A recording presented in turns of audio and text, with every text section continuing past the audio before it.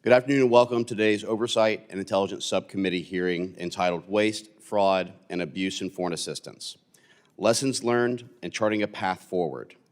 I'd like to thank our distinguished witnesses for appearing before the subcommittee today and for supporting our efforts to safeguard U.S. taxpayers' dollars to expose waste, fraud, and abuse and hold accountable those who have been exploiting U.S. generosity.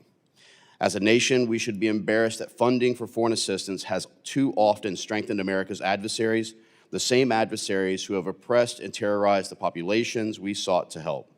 Whether through a local NGO, a large for-profit entity, or a public international organization, opportunistic bad actors have for years exploited pervasive weaknesses in the system of foreign assistance that we created. From my own time in Afghanistan, I witnessed firsthand how contracts profited enormously with little to show for it. Between 2005 and 2017, $259 million was spent on a road project that was never even completed. After 12 years, only about 15% of the road was built, and even those sections that were completed quickly deteriorated. Contractors benefited from lack of oversight and took U.S. taxpayer dollars without completing the projects. In 2025, the Special Inspector General for Afghanistan Reconstruction, SIGAR, estimated that as little as 30 to 40% of donor funds actually reach the intended population after the Taliban's and other fees, bribes, and extortion.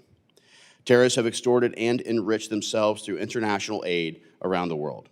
For years, Al-Shabaab, a designated terrorist organization, extorted millions of dollars annually through collecting taxes, establishing roadblocks to UN aid.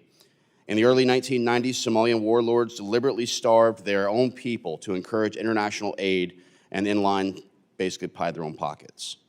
For decades, inspector generals and auditors have sounded the alarm to systemic oversight and accountability failures that have enabled waste, fraud, and abuse in foreign assistance, from the lack of internal controls in the early stages of awarding a grant or contract, to the opaque layers of the subcontracting that follows. The bad actors at every single level have profited from U.S. foreign assistance.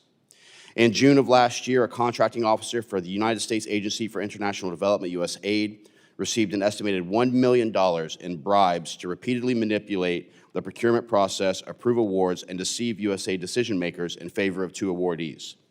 3 owners and presidents of their respective companies also pleaded guilty for a decade-long bribery and fraud scheme that involved over $550 million in prime contracts. Last year, the president took a very important step to end these wasteful and corruptive practices.